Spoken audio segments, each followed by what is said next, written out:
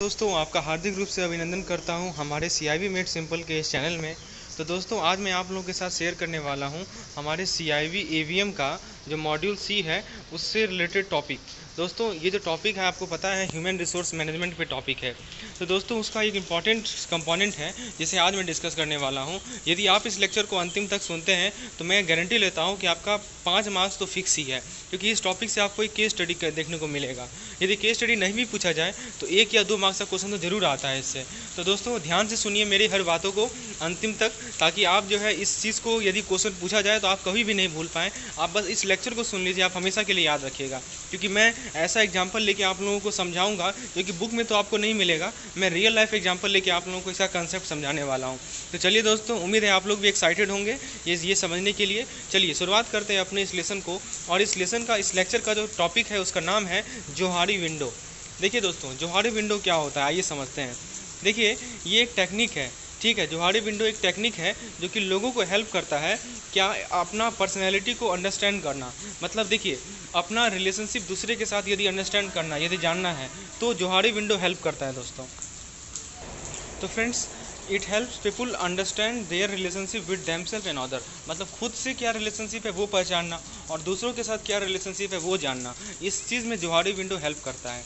तो ध्यान दीजिएगा दोस्तों, ये एक सेल्फ अवेयरनेस का कंसेप्ट है। ध्यान दीजिएगा दोस्तों, मैं फिर से बता रहा हूँ, it is related to self awareness, ठीक है। चलिए, आत्म जागरूकता जिसे कहते हैं हम लोग। अब देखिए ये जो जोहारी विंडो है ये कंसेप्ट किसने दिया था, तो यहाँ पे देखिए 2 इकोनॉमिक्स का नाम है, एक है लुफ्ट और एक है इनघम। तो लुफ्ट एंड इनघम ने इस जोहारी विंडो का कंसेप्ट दिया था। तो इन्होंने क्या बताया था, ये जोहारी विंडो ये बताता है कि सेल्फ अवेयरनेस का मीनिंग क्या है। So what is the meaning of self awareness. So Johari window by Luft and इनघम explain what is meant by self awareness. Okay, now जो ऑथर है हमारे लुफ्ट एंड इनघम, उन्होंने 2 डायमेंशन को रेफर किया है दोस्तों। कौन कौन से वो दो डायमेंशन है आइए देखते हैं। सबसे पहला डायमेंशन है how much one's behaviour is known to him, यानी कि कोई पार्टिकुलर आदमी का बिहेवियर वो खुद कितना जानता है अपने बिहेवियर के बारे में, ये पहला एस्पेक्ट है। और दूसरा एस्पेक्ट है कि वो दूसरे के बारे में क्या फील करता है, क्या सोचता है। So how much he feel other know him, ठीक है दोस्तों। तो दूसरा वो क्या सोचता है कि दूसरा उसके बारे में क्या सोच रहा है। तो ये 2 एस्पेक्ट है दोस्तों, इसका 2 डायमेंशन है। तो क्या क्या वो 2 डायमेंशन है कि अपने बिहेवियर के बारे में वो कितना जानता है, और दूसरा है कि दूसरा उसके बिहेवियर के बारे में कितना जानता है। तो और फ्रेंड देखिए, ये जो 2 डायमेंशन है उसके 4 विंडो आते हैं दोस्तों। तो वो 4 विंडो कौन कौन से हैं, arena, blind, close and dark, ठीक है। Arena, blind, close and dark. तो फ्रेंड्स आइए एक बार फिर से रिकॉल कर लें, ये जो हमारा जोहारी विंडो कंसेप्ट है ये किससे रिलेटेड है, तो ये सेल्फ अवेयरनेस से रिलेटेड है। किसने ये कंसेप्ट दिया है, तो 2 इकोनॉमिक्स ने ये कंसेप्ट दिया है, उनका नाम है लुफ्ट एंड इनघम। ये जो 2 ऑथर हैं इन्होंने 2 डायमेंशन में इसे सेग्रीगेट किया, इसे सेपरेट किया। वो 2 डायमेंशन कौन कौन से हैं, तो सबसे पहला डायमेंशन है कि लोग अपने बारे में कितना जानते हैं, और दूसरा डायमेंशन है दूसरा उसके बारे में कितना जानता है। और दोस्तों ये जो 2 डायमेंशन, इसको फर्दर 4 पार्ट में, 4 विंडो में क्लासीफाई किया गया है, और वो 4 विंडो का नाम है arena, blind, close and dark. आइए दोस्तों अब इन 4 विंडो के बारे में समझते हैं, एकदम अच्छे तरीके से समझेंगे दोस्तों। आइए तो देखिए हमारे पास अब नया नेक्स्ट टॉपिक है जोहारी विंडो मॉडल। जोहारी का जो विंडो है उसका मॉडल क्या है दोस्तों। मेरी बातों को एकदम ध्यान से सुनिए, आपको कहीं भी कुछ पढ़ने की आवश्यकता नहीं है, बस इन चीज़ों को जो मैं समझा रहा हूँ उसे ध्यान से आप सुनते रहिए। मैं रियल लाइफ एग्जांपल के साथ आप लोगों को क्लियर कर दूंगा चीज़ें। देखिए यहाँ पे हमने एक टेबल बनाया है, इस टेबल में रो है और इस टेबल में कॉलम है। जरा कॉलम को देखिए दोस्तों, कॉलम में क्या क्या लिखा है मैंने। कॉलम में जो 2 कॉलम बनाया है उसमें पहला कॉलम है नोन बाय सेल्फ, यानी कि खुद के बारे में जानना, और दूसरा कॉलम है अननोन बाय सेल्फ, यानी कि वो चीज़ें जो मैं खुद अपने बारे में नहीं जानता हूँ। फिर जरा रो पे आ जाइए दोस्तों। रो में पहला रो में हमने क्या लिखा है, नोन बाय अदर, यानी कि मेरी वैसी चीज़ें जो कि दूसरे लोग जानते हैं। और दूसरा रो है हमारा अननोन बाय अदर, मतलब मेरी वैसी पर्सनैलिटी, मेरी वैसी ट्रेट जो कि दूसरे लोग नहीं जानते हैं। फिर से देखिए दोस्तों, कॉलम 2 है, ये पहला है नोन बाय सेल्फ और दूसरा है अननोन बाय सेल्फ, और रो में 2 है नोन बाय अदर और अननोन बाय अदर। अब देखिए दोस्तों, यहाँ पे 4 स्पेसेस हैं, वो 4 विंडो जो कि मैंने आपको बताया था। तो देखिए दोस्तों, तो फ्रेंड्स ये 4 स्पेस कौन कौन से आइए समझते हैं। सबसे पहला स्पेस जो टॉप लेफ्ट में है वो है एरेना। एरेना का दूसरा नाम होता है दोस्तों ओपन स्पेस। उसके राइट में जो स्पेस है उसे ब्लाइंड कहते हैं, उसके नीचे वाले स्पेस को क्लोज स्पेस कहते हैं या हिडन स्पेस कहते हैं, और सबसे राइट लेफ्ट में जो स्पेस है उसे डार्क स्पेस कहते हैं या अननोन स्पेस कहते हैं दोस्तों। तो फ्रेंड्स आइए ज़रा समझते हैं इन सभी स्पेस को अच्छे तरीके से। सबसे पहले आप देखिए एरेना जो स्पेस है वो किस किस के इंटरसेक्शन पे बेस्ड है। तो एरेना के कॉरस्पॉन्डिंग जो रो है वो है नोन बाय अदर, और कॉरस्पॉन्डिंग जो कॉलम है वो है नोन बाय सेल्फ। यानी कि कुछ ऐसे पर्सनैलिटी ट्रेट होते हैं हमारे जो कि मैं खुद भी जानता हूँ और दूसरे भी जानते हैं। जैसे एग्जांपल, जैसे मेरा हाइट, ठीक है दोस्तों, जैसे हमारा जो हाइट है तो हाइट तो सामने दिखता है, जैसे हमारा वेट वो भी सामने दिखता है दोस्तों, ठीक है। तो जैसे हमारा कलर, हमारा जो फेस का कलर है, ठीक है, वो भी सामने दिखता है, वो दूसरे भी जानते हैं और हम भी जानते हैं। तो ऐसे जो पर्सनैलिटी ट्रेट हैं दोस्तों वो आते हैं हमारे एरेना के अंदर। और एरेना क्या होता है? ओपन स्पेस होता है। तो मैं एग्जांपल लेके समझा रहा हूँ दोस्तों, बुक में ये एग्जांपल नहीं दी गई है, ये मैं अपने खुद से इन एग्जांपल को बनाया है और ताकि आप लोग आसानी से समझ जाएँ। तो फ्रेंड्स एरेना में आप समझ में आ गया होगा कि वैसे पर्सनैलिटी ट्रेट आते हैं क्योंकि दूसरा भी देख रहा है, दूसरे को भी पता है और खुद को भी पता है दोस्तों। आइए उसके बाद ब्लाइंड पे आते हैं। ब्लाइंड में क्या है दोस्तों? कुछ ऐसे ट्रेट हैं, कुछ ऐसे पर्सनैलिटी हैं जो कि हमें पता है, जो कि दूसरे को पता है और हमें नहीं पता है। देखिए मैंने लिखा है ब्लाइंड में, क्या लिखा है? Known by other but unknown by self. जैसे मैं एग्जांपल लेता हूँ, आप जब सोते हैं तो आप स्नोरिंग जो कहते हैं सोते वक्त, यानी खराटा जो लेते हैं सोते वक्त, तो दोस्तों आपको तो पता नहीं होता है कि आप ले रहे हैं, लेकिन ये जो चीज़ है ये दूसरे को पता होता है। तो दोस्तों ब्लाइंड में हमने क्या देखा? Known by other unknown by self. तो फ्रेंड्स मतलब कि जैसे आप सोते वक्त जो खराटा लेते हैं तो वो दूसरे को पता है लेकिन आपको नहीं पता है, तो इसीलिए इसे हम लोग ब्लाइंड कैटेगरी में डालते हैं दोस्तों। उसके बाद थर्ड में देखिए, थर्ड में क्या है दोस्तों? क्लोज्ड। क्लोज्ड को हम लोग हिडन स्पेस भी कहते हैं। और हिडन स्पेस में क्या आता है दोस्तों? तो फ्रेंड्स हिडन स्पेस में आता है हमारा कुछ ऐसा पर्सनैलिटी ट्रेट जो कि हमें पता है लेकिन दूसरे को नहीं पता है। तो दोस्तों इसका एग्जांपल क्या होगा? जो हमें पता है और दूसरे को नहीं पता है, ठीक है। तो इसका एग्जांपल होगा जैसे आपके अंदर का क्षमता, ठीक है। जैसे देखिए जैसे मान लीजिए कि सबसे लास्ट वाला जो केस है हमारा, जैसे हम लोग डार्क कहते हैं, तो डार्क में क्या आता है दोस्तों? डार्क में आता है जो कि हमें भी नहीं पता है और दूसरे को भी नहीं पता है। जैसे मान लीजिए कि आपका CIV निकालने का पोटेंशियल जो कि हो भी सकता है और नहीं भी हो सकता है, जो कि आप निकाल भी सकते हैं, नहीं भी निकाल सकते हैं। तो ये जो पोटेंशियल है, ये जो क्षमता है आपको, ये हो भी सकता है निकल जाए या नहीं भी हो सकता है, ठीक है दोस्तों। तो ये जो ट्रेट है वो हमारा डार्क में आता है, जिसे हम लोग अननोन कहते हैं। तो कुल मिलाकर 4 स्पेसेस हैं जो कि हमने देख लिया। पहला है एरेना, दूसरा है ब्लाइंड, तीसरा है क्लोज्ड और चौथा है डार्क। चलिए एरेना को ओपन स्पेस कहते हैं, क्लोज को हिडन स्पेस कहते हैं, डार्क को अननोन स्पेस कहते हैं। ये चीज़ें हमें ध्यान रखनी है। अब देखिए दोस्तों अगला जो चीज़ हमें समझना है, अगला जो टॉपिक हमें समझना है वो ये है कि ओपन से ब्लाइंड में कैसे जाते हैं दोस्तों। आप खुद बताइए ओपन में क्या है? ओपन में वो चीज़ें होती हैं जो कि हमें भी पता है और दूसरे को भी पता है, और ब्लाइंड में वो चीज़ें होती हैं जो कि हमें नहीं पता है और दूसरे को पता है। तो कैसे हम ओपन से ब्लाइंड में जाएंगे? तो ऑब्वियस सी बात है, हम दूसरे से पूछेंगे बताओ हम क्या हो रहा था। तो ask is the method through which we can move from open space to blind space. ये क्वेश्चन पूछा जाता है दोस्तों कि किस तरीके से आप ओपन स्पेस से ब्लाइंड स्पेस में जा सकते हैं। तो इसका आंसर है आस्क, पूछने से।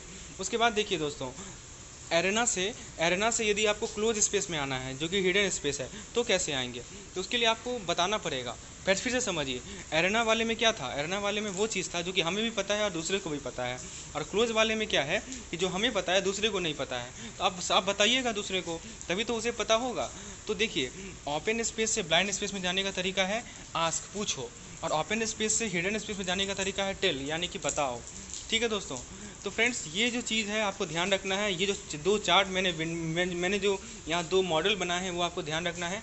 आइए अब मैंने अभी तक जितने भी चीज़ बताए हैं सभी पे बेस्ट कुछ न्यूमेरिकल, कुछ ऑब्जेक्टिव क्वेश्चन कर लेते हैं ताकि कंसेप्ट अच्छे से क्लियर हो जाए। सबसे पहला क्वेश्चन जो है हमारा वो है Johari window is most useful for. Option को देखिए, ऑप्शन ए है हमारा अंडरस्टैंडिंग ऑदर, ऑप्शन बी है सेल्फ अवेयरनेस, ऑप्शन सी है working in team, option D है इंटरपर्सनल रिलेशनशिप। तो दोस्तों मैंने शुरू में ही बताया था कि ये जो लुक्ड और इनकम के द्वारा दिया गया जोहारी विंडो मॉडल है ये मोस्ट यूजफुल है किस चीज़ के लिए? तो ये मोस्ट यूजफुल है सेल्फ अवेयरनेस के लिए, यानी कि अपने बारे में जानने के लिए या दूसरे को अपने बारे में बताने के लिए, ठीक है दोस्तों। तो इस क्वेश्चन का करेक्ट आंसर होगा ऑप्शन नंबर बी, यानी कि सेल्फ अवेयरनेस। चलिए आइए दूसरे क्वेश्चन पे देखते हैं। दूसरा क्वेश्चन में क्या पूछा गया है? Which of the following is incorrect according to Johari window, यानी कि जोहारी विंडो के अकॉर्डिंग कौन सा ऑप्शन इनमें से इनकरेक्ट है, ये पूछा गया है दोस्तों। जरा ऑप्शन को देखते हैं क्या क्या है। तो पहला ऑप्शन है दोस्तों, the area known to self and unknown to other is called arena aspect of one's personality. यानी कि जो एरिया खुद को पता है और दूसरे को भी पता है, ठीक है, तो उसे हम लोग कहते हैं एरेना। तो ये बिल्कुल सही है, हमने देखा भी था कि ओपन स्पेस में क्या था कि खुद को भी पता है जो चीज़ और जो दूसरे को भी पता है, तो वैसे पर्सनैलिटी एस्पेक्ट को हम लोग एरेना कहते हैं। ऑप्शन बी को पढ़िए, the area which is not known to both is called dark aspect. बिल्कुल सही है, हमने देखा भी है कि अननोन एस्पेक्ट या डार्क एस्पेक्ट एक ही होता है, जिसमें ना हमें पता है ना दूसरे को पता है। सी को पढ़िए, the blind section known to other but not to the self. दोस्तों ब्लाइंड में हमने क्या देखा था कि खुद को पता है लेकिन दूसरे को नहीं पता है दोस्तों, ठीक है, तो उसे हम लोग ब्लाइंड कहते हैं। बिल्कुल सही है, ये भी ऑप्शन सी नंबर सही है दोस्तों। देखिए फ्रेंड्स, ब्लाइंड का लिटरल मीनिंग होता है अंधा। अंधा यानी क्या कि जो चीज़ हम नहीं देख पा रहे हैं लेकिन दूसरा लोग देख पा रहा है, तो वही चीज़ तो है, तो उसे हम लोग ब्लाइंड कहते हैं। तो यहाँ पे क्या कर रहा है, जो चीज़ हम नहीं देख पा रहे हैं लेकिन उसे हम लोग कहते हैं ब्लाइंड एस्पेक्ट। चलिए, तो इसका मतलब ऑप्शन बी भी जो है, ऑप्शन सी भी जो है सही है। ऑप्शन डी कह रहा है द क्लोज सेक्शन। तो क्लोज सेक्शन में क्या था, जो कि हम देख पा रहे हैं लेकिन दूसरा लोग नहीं देख पा रहा है, ठीक है, तो it is refers to as being private to self. तो ये भी सही है दोस्तों, डी भी सही है।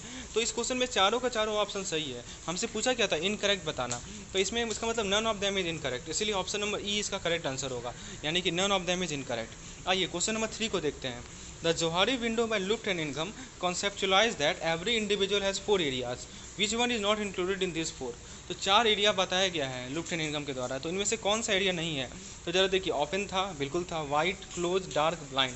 तो हमने क्या देखा था, ओपन स्पेस था, क्लोज स्पेस था, डार्क स्पेस था और ब्लाइंड स्पेस था, लेकिन ये वाइट स्पेस नहीं था दोस्तों। तो इसीलिए इस क्वेश्चन का करेक्ट आंसर होगा ऑप्शन नंबर बी, यानी कि वाइट। तो दोस्तों इस प्रकार से हम लोगों ने जोहारी विंडो के कंसेप्ट को समझ लिया। यदि आप चाहते हैं कि मैं इसी तरह कंसेप्ट समझाऊं और उस पर बेस्ड क्वेश्चन को सॉल्व करवाऊं आप लोगों के साथ, ऑब्जेक्टिव क्वेश्चन को, तो प्लीज़ कमेंट सेक्शन में ज़रूर लिखिए। आप कमेंट सेक्शन में लिख के बताइए कि हाँ ये मेथड सही है, तो मैं इस तरह का मेथड खासकर एवीएम के मॉड्यूल सी के लिए आपके लिए लेकर आऊँगा, क्योंकि आपको पता है मॉड्यूल सी पूरा थ्योरेटिकल है। तो इस तरह से आपका क्या होगा कि तुरंत कंसेप्ट भी पढ़े और तुरंत रिवाइज भी कर लिए। चलिए दोस्तों, आइए आप और भी कुछ कंसेप्ट को हम लोग समझते हैं इस टॉपिक से रिलेटेड। देखिए, दूसरा जो कंसेप्ट है वो हम लोग है ईगो स्टेट। आइए ईगो स्टेट को समझते हैं। ईगो स्टेट में क्या होता है कि प्रत्येक इंडिविजुअल की पर्सनैलिटी का वो 3 पार्ट का बना होता है। तो वो कौन कौन से 3 पार्ट हैं? पहला पार्ट है पेरेंट, दूसरा पार्ट है एडल्ट और तीसरा पार्ट है चाइल्ड। तो ये 3 पार्ट है दोस्तों, इसे कहते हैं पेरेंट स्टेट, दूसरे को कहते हैं एडल्ट स्टेट और थर्ड को कहते हैं हम लोग चाइल्ड स्टेट। तो सबसे पहले बात करते हैं पेरेंट स्टेट को। आइए समझते हैं दोस्तों, ध्यान से समझिएगा एक एक पॉइंट को, क्योंकि सभी से बेस्ट क्वेश्चन मैं डिस्कस करने वाला हूँ आप लोगों के साथ, तो उस वक्त आपको दिक्कत नहीं होगी। चलिए, मैं हर एक इंपॉर्टेंट पॉइंट पे एम्फसाइज करूँगा, मैं उस पर जोर दूंगा, ठीक है दोस्तों। तो सबसे पहले बात करते हैं पेरेंट स्टेट में। तो पेरेंट स्टेट में क्या होता है, जजमेंट होता है, वैल्यू ड्रिवन होता है, रूल कॉन्शस होता है, यानी किसी के पर्सनैलिटी का जो एक कंपोनेंट है जो कि रूल से रिलेटेड है, जो कि वैल्यू पे बेस्ड है या कि जो कि जजमेंट पे बेस्ड है, तो उसे हम लोग पेरेंट स्टेट कहते हैं दोस्तों। और इसको 2 पार्ट में क्लासीफाई किया गया है। पहला है नर्चरिंग पेरेंट और दूसरा है क्रिटिकल पेरेंट। ध्यान से सुनिएगा एक एक बात को। आइए बात करते हैं नर्चरिंग पेरेंट को। तो नर्चरिंग पेरेंट में नर्चरिंग पेरेंट का नेचर क्या होता है कि वो केयरिंग होते हैं और वो कंसर्न होते हैं, जो भी नर्चरिंग पेरेंट होते हैं। तो नर्चरिंग पेरेंट हम लोगों ने समझ लिया, केयरिंग एंड कंसर्न। और जो क्रिटिकल पेरेंट होते हैं वो डोमिनेटिंग नेचर के होते हैं। डोमिनेटिंग का मतलब आप लोग समझते होंगे कि दूसरे पे ज़्यादा दबाव डालना, वो डोमिनेट करना होता है, ठीक है दोस्तों। तो जैसा कि नाम से ही क्लियर है, एक है नर्चरिंग पेरेंट और एक है हमारे क्रिटिकल पेरेंट। तो ये है हमारा पेरेंट स्टेट। उसके बाद आता है दोस्तों हमारा एडल्ट स्टेट। तो देखिए, आपसे क्या पूछा जाएगा कि एडल्ट स्टेट में जो लोग हैं, जो पर्सनैलिटी है, उसका कैरेक्टरिस्टिक्स बताओ, उसका गुण बताओ, उसका फीचर बताओ। तो कैसे बताइएगा? तो देखिए, एडल्ट स्टेट में जो लोग होते हैं वो रैशनल होते हैं, वो डायरेक्ट होते हैं और वो रियलिटी बेस्ड पे होते हैं। वो कोई वर्चुअल बेस्ड नहीं होता है, वो रियलिटी होता है, जो सामने है उस पर बेस्ड होता है, यानी कि रैशनल बिहेवियर होता है। वो कूल होते हैं, वो काम होते हैं। तो ये एडल्ट स्टेट में लोगों का कैरेक्टरिस्टिक्स है, फीचर है दोस्तों। उसके बाद थर्ड स्टेट में आता है हमारा चाइल्ड स्टेट। तो देखिए, फिर से चाइल्ड स्टेट को 3 पार्ट में डिवाइड किया गया है। आइए समझते हैं इन चीज़ों को। सबसे पहला है दोस्तों नेचुरल चाइल्ड। नेचुरल चाइल्ड जो होंगे वो सेल्फ अवेयर होंगे।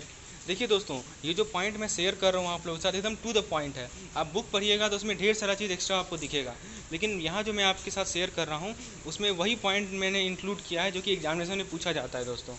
तो समझ सकते हैं कितना इंपॉर्टेंस है ये वीडियो और कितना इंपॉर्टेंस है ये नोट्स। चलिए, उसके बाद दूसरा जो चाइल्ड स्टेट था वो था हमारा लिटिल प्रोफेसर। तो लिटिल प्रोफेसर में क्या क्या कैरेक्टरिस्टिक्स आते हैं दोस्तों? लिटिल प्रोफेसर वाले जो बच्चे होते हैं वो क्यूरियस होते हैं, जिज्ञासु होते हैं, इनोवेटिव होते हैं दोस्तों, एक्सपेरिमेंटिंग नेचर के होते हैं, वो नए नए चीज़ से एक्सपेरिमेंट करना चाहते हैं। उसके बाद थर्ड में आता है दोस्तों एडेप्टिव चाइल्ड। एडेप्टिव चाइल्ड क्या करते हैं दोस्तों? अपने आसपास के जो वर्ल्ड है उससे वो रिएक्ट करते हैं, ठीक है। कैसे रिएक्ट करेंगे? दो ऑप्शन है रिएक्ट करने का, या तो खुद को बदल लेंगे या अपने अपने आप को फिट कर लेंगे वर्ल्ड के हिसाब से। तो इसे हम लोग एडेप्ट करना कहते हैं दोस्तों।